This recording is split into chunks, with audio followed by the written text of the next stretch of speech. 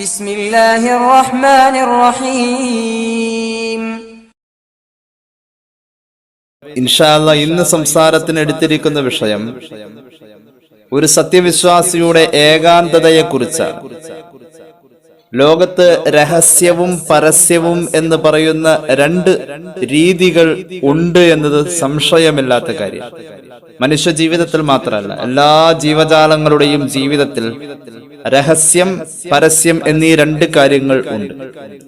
നാം നിരീക്ഷിക്കുന്ന നമ്മുടെ പരിസരങ്ങളിലെ ചില ജീവജാലങ്ങൾ പോലും എന്തെങ്കിലും ആഹാര പദാർത്ഥങ്ങൾ അവർ ഭക്ഷിക്കാൻ വേണ്ടി ആരും കാണാത്ത ഇടത്തേക്ക് കൊണ്ടുപോകുന്നത് കാണാറുണ്ട്.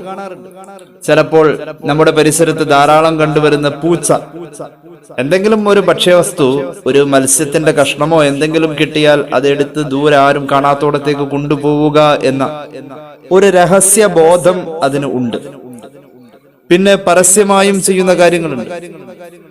പല ജീവജാലങ്ങളും വിസർജിക്കുന്നത് പോലും ആരും കാണാത്ത ഇടം പ്രത്യേകം അന്വേഷിച്ചുകൊണ്ടാണ്.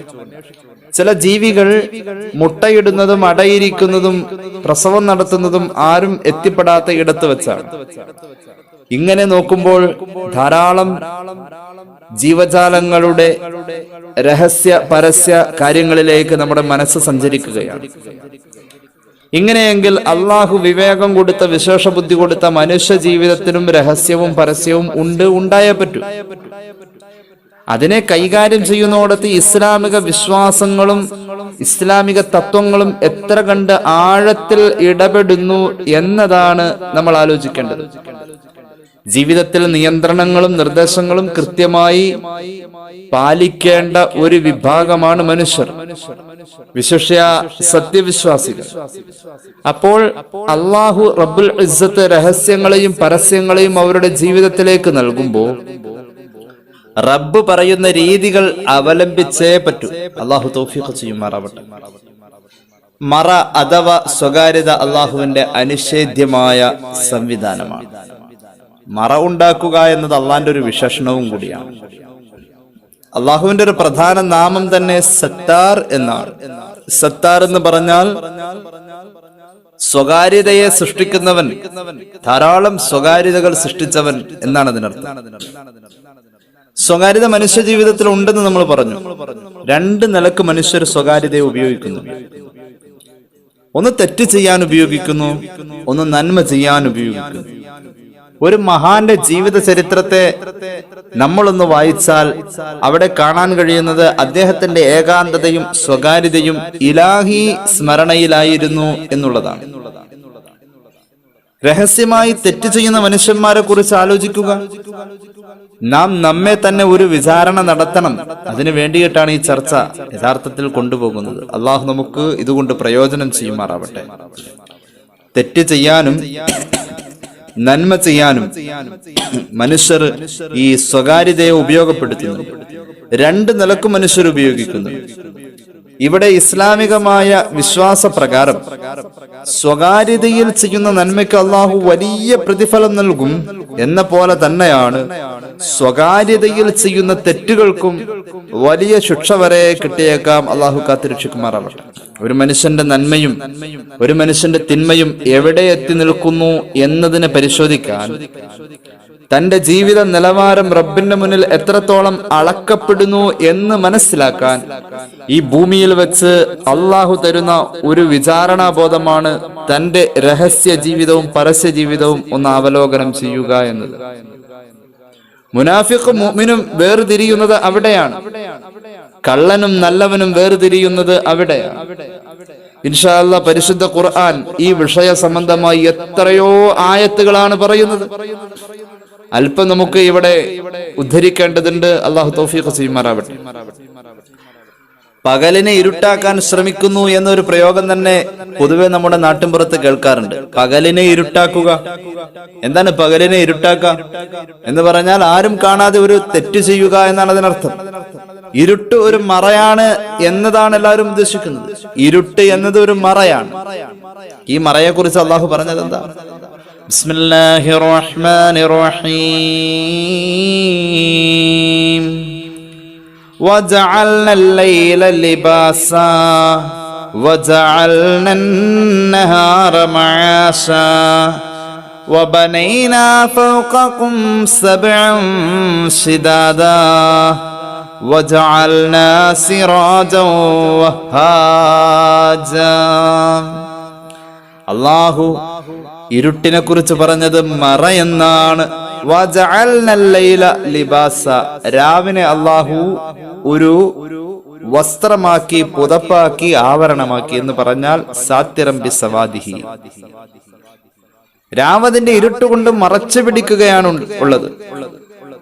മഹാന്മാരായ മുഫസ്സിരീങ്ങൾ ഇങ്ങനെയാണ് അതിനർത്ഥം കൊടുത്തത്. രാവ് അതിന്റെ ഇരുട്ടുകൊണ്ട് പല കാര്യങ്ങളും ഇവിടെ മറച്ചു പിടിച്ചില്ലായിരുന്നെങ്കിൽ എത്രയോ മാന്യന്മാര് അപമാനികളായി മാറുമായിരുന്നു. അള്ളാഹുവിന്റെ ഖുർആൻ പറയുന്നു, അള്ളാഹു കാണുന്നു എന്ന ബോധമാണ് ആദ്യം നമ്മളിൽ ഉണ്ടാവേണ്ടത്. ഇരുട്ടാണെങ്കിലും എത്ര രഹസ്യമാണെങ്കിലും അള്ളാഹു കാണുന്നുണ്ട് എന്ന ബോധം എന്നിലും നിങ്ങളിലും വേണം. അള്ളാഹുവിന്റെ ഖലീലായ സയ്യിദുനാ ഇബ്രാഹിം അലൈഹിസ്സലാത്തു വസ്സലാമിന്റെ ഒരു ദുആ തന്നെ അങ്ങനെയാണ്. അള്ളാഹുവേ, നീ കാണുന്നു എന്ന ബോധം. ഇപ്പോൾ എന്നെ എന്റെ റബ്ബ് കണ്ടുകൊണ്ടിരിക്കാം, നിങ്ങളെ നിങ്ങളുടെ റബ്ബ് കണ്ടുകൊണ്ടിരിക്കാം. ഈ ബോധം നമുക്കുണ്ടോ? ഉണ്ടോ? നമ്മൾ അല്ലാഹു കാണും. ഈ ബോധം എപ്പോഴും നമുക്ക് വേണം. നമ്മൾ ഒറ്റപ്പെടുമ്പോഴും, നമ്മൾ സംഘത്തിലാവുമ്പോഴും, നമ്മൾ രഹസ്യമായിരിക്കുമ്പോഴും, നമ്മൾ പരസ്യമായിരിക്കുമ്പോഴും അല്ലാഹു നമ്മളെ കാണുന്നുണ്ട്. അപ്പോൾ സത്യവിശ്വാസി അവന്റെ രഹസ്യ ജീവിതത്തെ വിചാരണ ചെയ്യാണ്, അല്ലാഹ് കാണുന്നുണ്ട് എന്ന തോന്നലിലൂടെ. അല്ലാഹു നമുക്ക് ആ തൗഫീഖ് നൽകട്ടെ. അല്ലാഹു കാണുന്നുണ്ട് എന്നൊരു തോന്നലാണ് നമ്മെ നന്നാക്കുന്നത്. ഈ ബോധം ഒട്ടും കളഞ്ഞിട്ടില്ല സയ്യിദുനാ ഇബ്രാഹിം. ഈ ഒരു വിചാര പദത്തിലൂടെയാണ് ഇബ്രാഹിം നബി ജീവിച്ചു പോയതെന്ന് ഖുർആൻ സൂറത്ത് ഇബ്രാഹിമിന്റെ 38-ാമത്തെ ആയത്ത് അതാണ് പറഞ്ഞത്. പ്രിയ കുടുംബത്തെ മക്കയിൽ കൊണ്ടുവന്ന് താമസിപ്പിച്ചിട്ട് പോകുമ്പോ മക്കയുടെ നാഗരിക പുരോഗതിക്ക് വേണ്ടിയിട്ട് ഇബ്രാഹിം അലൈഹിസ്സലാം ചെയ്യുന്ന ഒരു ദുആ ഖുർആൻ പറയുന്നു. എത്ര മനോഹരം, എത്ര ചിന്തനീയമായ അക്ഷരങ്ങൾ കോർത്തിണക്കപ്പെട്ട വാക്കുകളാ ഖലീലുല്ലാഹി തങ്ങൾ പറയുന്നത്. ആ പ്രാർത്ഥനകളിൽ ഇടം പിടിച്ചത് അല്ലാഹു രഹസ്യങ്ങൾ അറിയുന്നു എന്ന പ്രയോഗമാണ്. റബ്ബനാ ഇന്നക തഅലമു മാ നുഖ്ഫി വമാ നുഅ്ലിൻ വമാ യഖ്ഫാ അലല്ലാഹി മിൻ ശൈഇൻ ഫിൽ അർളി വലാ ഫിസ് സമാ. അല്ലാഹുവേ, ഞങ്ങൾ എത്ര ഒളിച്ചു വെച്ചാലും, ഞങ്ങൾ എത്ര പരസ്യമാക്കിയാലും റബ്ബേ, എല്ലാം നിന്റെ മുന്നിൽ പ്രത്യക്ഷമാണല്ലോ അല്ലാഹ്. വമാ യഖ്ഫാ അലല്ലാഹി മിൻ ശൈഇൻ ഫിൽ അർളി വലാ ഫിസ് സമാ. അല്ലാഹുവിനെ അറിയാത്തതായി ഒന്നും തന്നെ ആകാശത്തിലും ഭൂമിയിലും ഇല്ലെന്ന് സയ്യിദുനാ ഇബ്രാഹിം. രഹസ്യം എന്നത് ആപേക്ഷികമാണ്. നമുക്കിടയിൽ തന്നെ അള്ളാഹുവിനെ സംബന്ധിച്ച് രഹസ്യവുമില്ല, എല്ലാം റബ്ബിന്റെ മുന്നിൽ പരസ്യമാണ്. രഹസ്യം സൃഷ്ടികൾക്കിടയിൽ ആപേക്ഷികമാണ്, സൃഷ്ടാവിന്റെ മുന്നിൽ അത് പ്രത്യക്ഷമാണ്. രഹസ്യമാണ് ഒന്നും അള്ളാഹുവിന്റെ മുന്നിൽ രഹസ്യങ്ങളൊക്കെ പരസ്യമാണ്. അള്ളാഹു എല്ലാം കാണാണല്ലോ. ഈ രഹസ്യങ്ങളൊക്കെ അള്ളാഹു പൊളിച്ചടക്കും. അങ്ങനെ തന്നെയാ പറഞ്ഞത്. അത്ര തീവ്രമായൊരു പ്രയോഗം തന്നെ കൊടുത്തിരിക്കുന്നത്. ഈ എത്ര ആരും കാണാതെ ഒളിച്ചു വെച്ചതൊക്കെ അള്ളാഹു അങ്ങോട്ട് പൊളിക്കല്ലേ. അങ്ങനത്തെ ഒരു ദിവസം തന്നെ വരുന്നു എന്ന് പറയുന്നു ഖുർആൻ. അത് പറയാൻ വേണ്ടിയിട്ട് 1,24,000-ഓളം വരുന്ന പ്രവാചക പുങ്കവർ വന്നിട്ടുണ്ടല്ലോ. ഇന്നഹു അലാ റജ്ഇഹി ലഖാദിൻ യൗമ തുബ്ലസ് സറായിർ. എല്ലാ രഹസ്യങ്ങളും പൊളിച്ചടക്കപ്പെടുന്ന ഒരു ദിവസം വരാനുണ്ട്. ഏത് രഹസ്യം?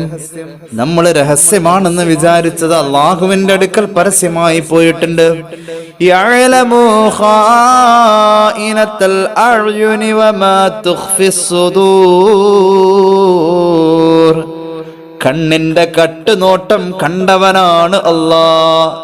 മനസ്സിൽ ഒളിപ്പിച്ചു വെച്ചിരിക്കുന്ന കാര്യത്തിന്റെ സർവസ്വവും അറിയുന്നവനാണ് അല്ലാഹ്. ഖുർആനാ പറഞ്ഞത്. കണ്ണിന്റെ കട്ടുനോട്ടം കണ്ടവനല്ല. ആരും കണ്ടിട്ടില്ല. കൂളിംഗ് ഗ്ലാസ് വെച്ച് പൊതിഞ്ഞു വെച്ചിരുന്നു. പക്ഷെ ആ ഇരുട്ടിൽ നിന്റെ കണ്ണിന്റെ ഇമ വെട്ടിയത് എങ്ങോട്ടാണെന്ന് നിന്റെ റബ്ബ് കണ്ടിട്ടുണ്ട്. നിന്റെ നെഞ്ചിന്റെ അകത്തുള്ള നിന്റെ വിചാരങ്ങളും നിന്റെ താല്പര്യങ്ങളും നിന്റെ ഹൃദയത്തിന്റെ അകത്തെ സ്വകാര്യത പോലും അല്ലാഹു അറിഞ്ഞവനാ. ഈ രഹസ്യങ്ങൾ അവൻ പൊളിച്ചടക്കും. ഇന്നഹു അലാ റജ്ഇഹി ലഖാദിർ യൗമ തുബ്ലസ് സറായിർ ഫമാ ലഹു മിൻ ഖുവ്വത്തിൻ വലാ നാസിർ. അല്ലാഹു പറയുന്നു, മനുഷ്യനെ പുനർജീവിപ്പിക്കാൻ കഴിവുള്ളവനാണ് അല്ലാഹ്. എന്നാണ് അതെന്നറിയുമോ? യൗമ തുബ്ലസ് സറായിർ, എല്ലാ സ്വകാര്യതയും പൊളിച്ചടക്കപ്പെടുന്ന ദിവസം. ഫമാ ലഹു മിൻ ഖുവ്വത്തിൻ വലാ നാസിർ, അന്ന് ഒരു ശക്തിയുമില്ല നിന്നെ സഹായിക്കാൻ. അന്ന് നിനക്ക് സഹായമേകാൻ ഒരു സഹായിയുമില്ലെന്ന് ഖുർആൻ. രഹസ്യമാണ് പൊളിക്കുമ്പോഴല്ലേ കാര്യങ്ങൾ മനസ്സിലാവും. അന്ന് അള്ളാഹുവിന് മാത്രമേ കഴിയൂ. അള്ളാഹു നമുക്ക് കരുണ ചെയ്യട്ടെ. അപ്പൊ രഹസ്യങ്ങൾ പൊളിച്ചടക്കുന്ന ദിവസത്തിന്റെ പ്രത്യേകത എന്താ? അന്ന് രഹസ്യമായി മൗനിയായി നിന്നിരുന്ന നിന്റെ കൈകൾ ഇങ്ങനെ വർത്തമാനം പറയും. ആ രഹസ്യത്തിന് നിന്റെ കൈ സാക്ഷിയാ. കൈ മൗനിയായിരുന്നു അന്ന്, പക്ഷേ മൗനിയായിരുന്നു ഇന്ന്. അന്നത്തെ ദിവസം വരുമ്പോ ഈ കൈ അങ്ങ് സംസാരിക്കാൻ തുടങ്ങി. കൈ പറഞ്ഞത് സത്യമാണെന്ന് കാല് പറയും. അങ്ങനത്തെ ഒരു ദിവസം വരാനുണ്ട്. അൽ-യൗമ നഖ്തിമു അലാ അഫ്വാഹിഹിം وتكلمنا أيديهم وتشهد أرجلهم بما كانوا يكسبون. കാല് രണ്ടും സാക്ഷി പറയാ, കൈ പറഞ്ഞതാണ് സത്യമെന്ന്. ഇങ്ങനത്തെ ഒരു ദിവസം വരാനുണ്ട്. അള്ളാഹുവിന്റെ ഖുർആൻ പറയാണ്, ചിലരുടെ ഈ രഹസ്യ പാപങ്ങളൊക്കെ അവരുടെ മുഖത്തെന്ന് കാണാൻ പറ്റും. ഭൂമിയിൽ രഹസ്യമായി ചെയ്ത പാപങ്ങളുടെ കറ മുഖത്ത് അന്ന് അവരെ പറ്റി കാണാൻ പറ്റും. അവരെ കാണുമ്പോൾ അവരുടെ മുഖത്തെ ആ കറ കാണുമ്പോൾ അറിയാം ഭൂമിയിൽ അവർ ചെയ്ത തെറ്റിന്നതാണ്. അള്ളാഹുവെ അങ്ങനത്തെ ഒരു അവസ്ഥ വരുത്തല്ലേ അല്ലാഹ്. ഒരാള് രണ്ടാളെല്ലാം നോക്കി നിൽക്കാം. നമ്മെ കണ്ടവരും അറിഞ്ഞവരും നമ്മുടെ യഥാർത്ഥ രൂപം അവിടെ അള്ളാഹു പൊളിച്ചടക്കുമ്പോ നമ്മൾ വഷളായി പോവാ. അള്ളാഹു കാത്തിരക്ഷിക്കട്ടെ. നാം ചെയ്ത പാപത്തിന്റെ കറ മുഖത്ത് കാണപ്പെടുന്ന ദിവസമാണത്. ഫയൗമഇദിൽ ലാ യുസ്അലു അൻ ദംബിഹി യൂസും വലാ ജാൻ ഫബിഅയ്യി ആലാഇ റബ്ബികുമാ തുകദ്ദിബാൻ യുഅറഫുൽ മുജ്രിമൂന ബിസീമാഹും ഫയുഖദു ബിന്നവാസി വൽ അഖ്ദാം فبأي آلاء ربكما تكذبان هذه جهنم التي يكذب بها المجرمون يطوفون بينها وبين حميم آن فبأي آلاء ربكما تكذبان. എന്തോരു വാക്കുകളാണിത്. അള്ളാഹു പറയാണ്, അന്നത്തെ ദിവസം അക്രമികളോട്, കുറ്റകൃത്യം ചെയ്തവരോട് നീ എന്ത് തെറ്റ് ചെയ്തു എന്ന് ചോദിക്കൂല. ഫയൗമഇദിൽ ലാ യുസ്അലു അൻ ദംബിഹി യൂസും വലാ ജാൻ. അന്നത്തെ ദിവസം എന്ത് തെറ്റാടാ നീ ചെയ്തതെന്ന് ചോദിക്കേണ്ടതില്ല. അന്നത്തെ ദിവസമുണ്ടല്ലോ, യുഅറഫുൽ മുജ്രിമൂന ബിസീമാഹും, കുറ്റകൃത്യം ചെയ്തവന്റെ അടയാളം, അവന്റെ പാപത്തിന്റെ കറ കാണാൻ കഴിയും. എവിടെ കാണാൻ കഴിയും? അവരുടെ മുഖത്ത് കാണാൻ പറ്റും, അവരുടെ കൈകളിൽ കാണാൻ പറ്റും, അവരുടെ പ്രകൃതത്താൽ കാണാൻ പറ്റും. എല്ലായിടത്തുമുണ്ട് അവന്റെ പാപം. ഫയുഅഖദു ബിന്നവാസി വൽ അഖ്ദാം, കുറ്റകൃത്യം ചെയ്തവരുടെ കുടുമയിൽ അങ്ങ് പിടിക്കും, നെറുകയിൽ പിടിക്കും, ചുരുട്ടും, അവന്റെ കാലിൽ പിടിക്കും, ചുരുട്ടി അങ്ങ് എടുക്കും. എന്നിട്ടോ അവനെ കൊണ്ടുപോയിട്ട് നരകത്തിന്റെ വാതിൽക്കട്ട് എറിയും. എന്നിട്ട് പറയും, ഹാദിഹി ജഹന്നമുല്ലതി യുകദ്ദിബു ബിഹൽ മുജ്രിമൂൻ. നിന്റെ മനസ്സാക്ഷി കളവാക്കിയത് ഈ നരകം എന്ന് പറയുന്ന വിചാരമല്ലടാ. നീ ചെന്ന് ചേരേണ്ട ഈ നരകത്തെ അല്ലേ നിന്റെ മനസ്സ് കളവാക്കിയത്. നീ ഇതിനെ അംഗീകരിച്ചു എന്ന് പറഞ്ഞു എന്നല്ലാതെ ഇതിനെ നീ എപ്പോഴെങ്കിലും ഓർത്തിട്ടുണ്ടോ? നീ ആ നിഷേധിച്ച, നിന്റെ മനസാക്ഷി നിഷേധിച്ച ആ നരകത്തിന്റെ വാതൊക്കെ ഇപ്പൊ നീ നിൽക്കുന്നത്. കേറിക്കോ, ഈ നരകത്തിലേക്ക് നിങ്ങൾ കയറണമെന്ന് പറഞ്ഞ് ആട്ടി ഓടിക്കും നരകത്തിലേക്ക്. പക്ഷേ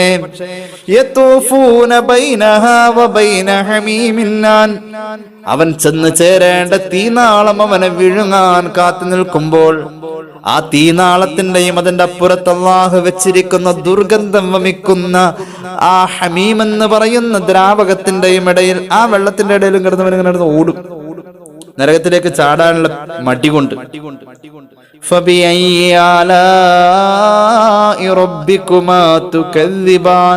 അല്ലാഹുവിന്റെ ഏതേത് അനുഗ്രഹങ്ങളെയാണോ മനുഷ്യവർഗമേ ജിന്നുവർഗമേ ഇനിയും നിങ്ങൾ നിഷേധിക്കുന്നത്? അല്ലാഹു നമുക്ക് കരുണ ചെയ്യട്ടെ. സുബ്ഹാനല്ലാഹി വൽഹംദുലില്ലാഹി വലാ ഇലാഹ ഇല്ലല്ലാഹു അല്ലാഹു അക്ബർ. അല്ലാഹുവിന്റെ അനുഗ്രഹങ്ങൾ എത്രയോ നമുക്ക് അല്ലാഹു തന്നിരിക്കുന്നു. രഹസ്യങ്ങൾ നമ്മെ ഒന്നും അല്ലാതാക്കുന്ന ദിവസങ്ങളൊക്കെ വരാനിരിക്കുന്നത്. അള്ളാഹു നമ്മെ കാത്തുരക്ഷിക്കുമാറാവട്ടെ. ജീവിതത്തിൽ ദീനീ ചൈതന്യം ഉണ്ടാവണമെങ്കിൽ തന്നെ രഹസ്യമായി റബ്ബിനെ ഭയക്കുന്ന ആളായിരിക്കണം. ഒരാൾക്ക് ദീനീ ചൈതന്യം, ഒരു വഅദ് കേട്ടാ ആ വഅദ് ഉപകാരപ്പെടുന്നത് ആർക്കാണ് വഅദ് ഉപകാരപ്പെടാൻ നമ്മൾ ആലോചിച്ചിട്ടുണ്ടോ?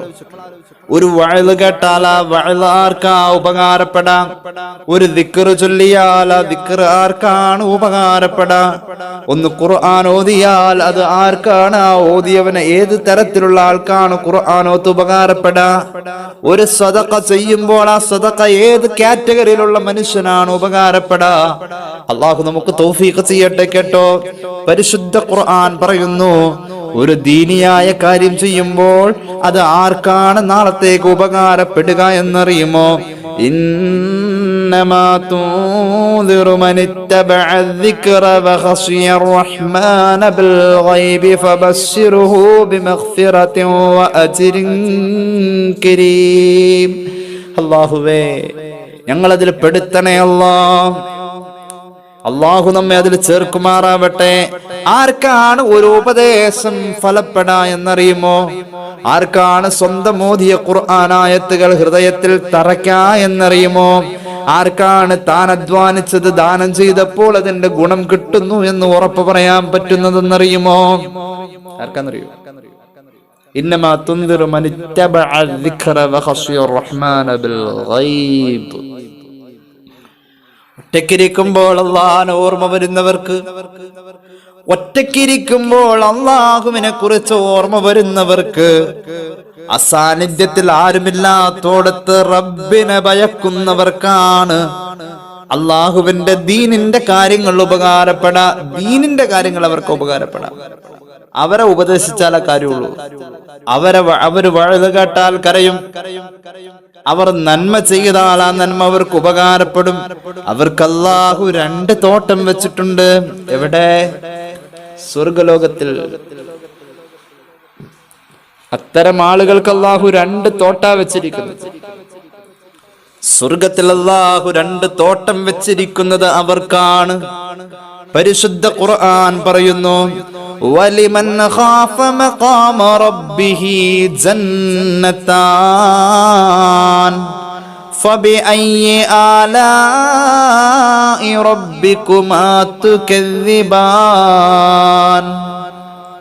ذواتا أفنان فبأي آلاء ربكما تكذبان فيهما عينان تجريان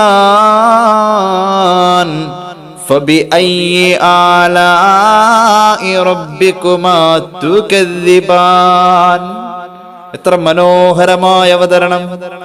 അള്ളാഹുവിന്റെ മുന്നിൽ ചെന്ന് നിൽക്കേണ്ടി വരുമോ എന്ന് ചിന്തിക്കുന്നവർക്ക് അള്ളാഹു 2 തോട്ടം വെച്ചിട്ടുണ്ട്.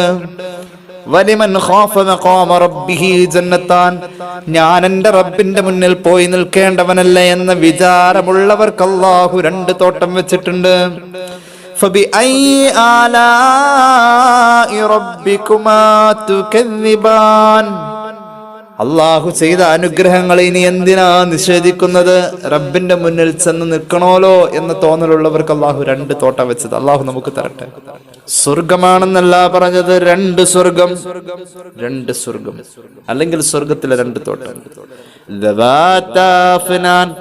ഏതെല്ലാം തരത്തിലുള്ള സ്വർഗത്തിന്റെ അനുഗ്രഹങ്ങളൊക്കെ ഉണ്ട്, അതെല്ലാം അവിടെയുണ്ട്. فبأي آلاء ربكما تكذبان فيهما عينان تجريان. 2 തോട്ടത്തിന്റെ സവിശേഷത അതിലൂടെ 2 പുഴകൾ ഒഴുകുന്നു എന്നുള്ളതാണ്. ആ പുഴ ഒഴുകുന്നത് തന്നെ പ്രതീകാത്മകമാക്കി അള്ളാഹു അവതരിപ്പിച്ചിരിക്കുകയാണ്. 2 പുഴ ഒഴുകും. ആ 2 പുഴ എവിടെ നിന്ന് ഒഴുകിയേ പറ്റൂ? എവിടെ? നിന്റെ കണ്ണിലൂടെ. നിന്റെ കണ്ണിലൂടെ ഒഴുകിയേ പറ്റൂ. ആ 2 പുഴ ഒഴുകുന്ന പോലെ ഇവിടെ ഒഴുകണം. ഈ ആയത്തിന് വ്യാഖ്യാനം കൊടുത്തുകൊണ്ട് ഇമാം ഖുർത്തുബി കൊടുക്കുന്നത് കാണാം. തഫ്സീർ ഫീഹിമാ ഐനാനി തജ്രിയാനി ലിമൻ കാനത് ഐനാഹു ഫിദ്ദുനിയാ തജ്രിയാനി മിൻ മഖാഫത്തില്ലാഹ്. അള്ളാഹനെ ഭയന്നുകൊണ്ട് ഭൂമിയിൽ ആരുടെയെല്ലാം കണ്ണോലിച്ചിറങ്ങിയിട്ടുണ്ടോ അവർക്കാണ് സ്വർഗത്തിന്റെ അനുഗ്രഹം അള്ളാഹു വെച്ചതെന്ന് മഹാന്മാർ രേഖപ്പെടുത്തുന്നു. ഫീഹിമാ ഐനാനി തജ്രിയാൻ, ഒലിക്കുന്ന 2 പുഴ ഉണ്ടെന്ന് പറഞ്ഞപ്പോ ആ 2 പുഴയുള്ള തോട്ടം 2 നിനക്ക് കിട്ടണമെങ്കിൽ നിന്റെ 2 കണ്ണും അള്ളാഹനെ കുറിച്ച് ഓർത്ത് കരഞ്ഞ കണ്ണായിരിക്കണം. എപ്പോ? ആളുകൾ കാണത്തക്ക രീതിയിലല്ല, ഒറ്റയ്ക്കിരിക്കുമ്പോഴായിരുന്നു മനുഷ്യർ തെറ്റ് ചെയ്യുന്നത്. ഇന്നത്തെ സാഹചര്യങ്ങൾ അങ്ങനെയായി. ചാറ്റിംഗ് നടക്കുന്നത് ഒറ്റയ്ക്കിരിക്കുമ്പോഴാ. അതുപോലെ തന്നെ ഹറാമായത് കാണുന്നതും കേൾക്കുന്നതും പറയുന്നതും ചിന്തിക്കുന്നതും ഒക്കെ ഏകാന്തത ഒരു വിഷയമാണ്. ഇന്ന് മനുഷ്യർ ഏറ്റവും കൂടുതൽ ഇഷ്ടപ്പെടുന്നത് ഏകാന്തതയാണ്. നിങ്ങൾ കണ്ടിട്ടില്ലേ? പല വാട്സാപ്പ് മെസ്സേജസും ഒക്കെ നമ്മളെ ചിരിപ്പിച്ചു കളയും, ചിന്തിപ്പിക്കുകയും. പഴയ കാലത്ത് സ്കൂൾ വെക്കേഷന് വിരുന്നിന് പോകുമ്പോൾ എല്ലാരും കൂടി ഒരുമിച്ചിരിക്കുന്ന ഫോട്ടോ ഒരു ഭാഗത്തും, അതേ പ്രതലത്തിന്റെ ഇപ്പുറത്തെ ഭാഗത്ത് ഇന്ന് വയസ്സായ ഒരു വെല്ലുമ്മ മാത്രം ഒരു സ്ഥലത്തും, ബാക്കി പേരക്കുട്ടികളൊക്കെ ഓരോ മൊബൈലായിട്ട് ഓരോ ഭാഗത്ത് പോയിരിക്കുന്നത്. മറ്റൊരു ചിത്രം ആ പ്രതലത്തിന്റെ ഇപ്പുറത്തെ വശത്ത്. ഏകാന്തത എല്ലാവരും ഇഷ്ടപ്പെടാം. ഭാര്യ ഇഷ്ടപ്പെടുന്നത് സ്വന്തമായി കുറച്ചു നേരം ഒറ്റയ്ക്കിരിക്കാൻ. എന്തേ? ആ മൊബൈലൊക്കെ ഒന്ന് കാണാം. തെറ്റാണെന്നല്ല, എന്നാലും മനുഷ്യന് പൊതുവെ വന്നിരിക്കുന്ന ഒരു മാറ്റമാണ് ഏകാന്തത. കൂട്ടത്തിൽ കൂടാതെ ഒന്ന് മാറിക്കാം. പണ്ടൊക്കെ ഒരു ആശുപത്രിയിൽ ചെന്നാൽ ചീട്ടുത്തിരി വൈകി കുറച്ചുനേരം കൂടുതൽ ഡോക്ടറെ കാത്തു നിന്നാൽ അതൊരു പ്രയാസമൊക്കെ തന്നെയായിരുന്നു. എന്താ സമയം അങ്ങ് പോവില്ല. ഇന്ന് അങ്ങനൊരു സമയം, ഡോക്ടർ അവിടുന്ന് രോഗി ഒഴിവായി അടുത്ത ചീട്ടിലേക്കുള്ള ആൾ കുറെ നേരം അവനോട് വെയിറ്റ് ചെയ്യുന്നു. അവനെ വിളിച്ചാലും അവനെ വേറൊരാളും കൂടി വിളിച്ചാൽ അവൻ അറിയുള്ളൂ. ഈ വിളിയെ അവൻ കാത്തിരുന്നിട്ടില്ല, അത് ശ്രദ്ധിച്ചിട്ടില്ല. കാരണം അവൻ അവന്റെ ഏകാന്തതയിലാണ്, വേറൊരു ലോകത്താണ്, ആനന്ദത്തിന്റെ ലോകത്താണ്, വാർത്തയുടെ ലോകത്താണ്, ചിരിയുടെ ലോകത്താണ്. മനുഷ്യ സാഹചര്യങ്ങൾ അങ്ങനെ ആകുമ്പോൾ ഈ ഏകാന്തതയിൽ എങ്ങനെയാ അള്ളാഹു വരാ? ഈ ഏകാന്തതയിൽ എങ്ങനെയാ മുഹമ്മദ് റസൂൽ സല്ലല്ലാഹു അലൈഹി വസല്ലം വരാ? മഹാന്മാരുടെയും മഹദിമാരുടെയും മരണാനന്തരം അവരുടെ ജീവിതത്തെ ധന്യമാക്കിയ പാതിരാവിന്റെ നിസ്കാരങ്ങളും ഖുർആൻ പാരായണങ്ങളും ഒക്കെ ഒരു ചരിത്രമായി നമ്മുടെ നെഞ്ചകത്തേക്ക് തറച്ചു കയറുമ്പോൾ അവർ ആ ഏകാന്തതയെ ഉപയോഗപ്പെടുത്തിയത് എങ്ങനെയാന്ന് ആലോചിക്കണം. അള്ളാഹുവിന്റെ ഹബീബ് സല്ലല്ലാഹു അലൈഹി വസല്ലമ തങ്ങളുടെ ഏറ്റവും വലിയ പ്രത്യേകത ഏകാന്തതയിൽ ഖുർആൻ ഓതുന്നു എന്നുള്ളതാണ്. ഒറ്റക്കിരുന്ന് ഓതുമായിരുന്നു. സൂറത്തുൽ ഹഖ് പാരായണം ചെയ്യുമായിരുന്നു. പരിശുദ്ധമായ ഹറമിൽ വെച്ച് ഹിജ്റയുടെ മുമ്പ് സൂറത്തുൽ ഹഖ് പാരായണം ചെയ്യുമായിരുന്നു. എപ്പോഴിങ്ങനെ പാരായണം ചെയ്യുമായിരുന്നു. സയ്യിദുനാ ഉമർ ഇബ്നുൽ ഖത്താബ് തങ്ങൾ പാരായണത്തെ കട്ട് കേൾക്കുമായിരുന്നു. ഒറ്റയ്ക്കിരുന്ന് പാരായണം ചെയ്യുക എന്നതിനായി യത്ലു എന്ന് പറയാം. തല യത്ലു. മുഹമ്മദ് റസൂൽ സല്ലല്ലാഹു അലൈഹി വസല്ലം തങ്ങളെ പറ്റി പറയപ്പെട്ടത് സ്വഹീഹുൽ ബുഖാരിയിൽ ഹദീസിന്റെ സ്വഹാബി പറഞ്ഞത് യത്ലു കിതാബഹു. എപ്പോഴും ഖുർആൻ ഇങ്ങനെ ഒറ്റയ്ക്കിരുന്ന് പാരായണം ചെയ്യുന്നു. അത് വലിയ ഇഷ്ടമായിരുന്നു മുഹമ്മദ് റസൂൽ സല്ലല്ലാഹു അലൈഹി വസല്ലം തങ്ങൾക്ക്. ഒരു പാതിരാവിൽ ഒരു ഗദ്ഗദത്തിന്റെ ശബ്ദം കേട്ടാ ഞാൻ ഉണർന്നത്. അള്ളാഹുവിന്റെ ഹബീബ് സുജൂദിൽ കിടക്കുന്നത് ഞാൻ പുരയുടെ അകത്തെ പരാപര വെളിച്ചത്തിൽ കണ്ടു. തേങ്ങലടിക്കുന്നു. ഞാൻ വിചാരിച്ചു ഹബീബ് വഫാത്തിലേക്ക് നീങ്ങുകയാണോ. ഉമ്മുന ആയിഷ റളിയല്ലാഹു അൻഹ പറയുന്നു തന്റെ അനുഭവം.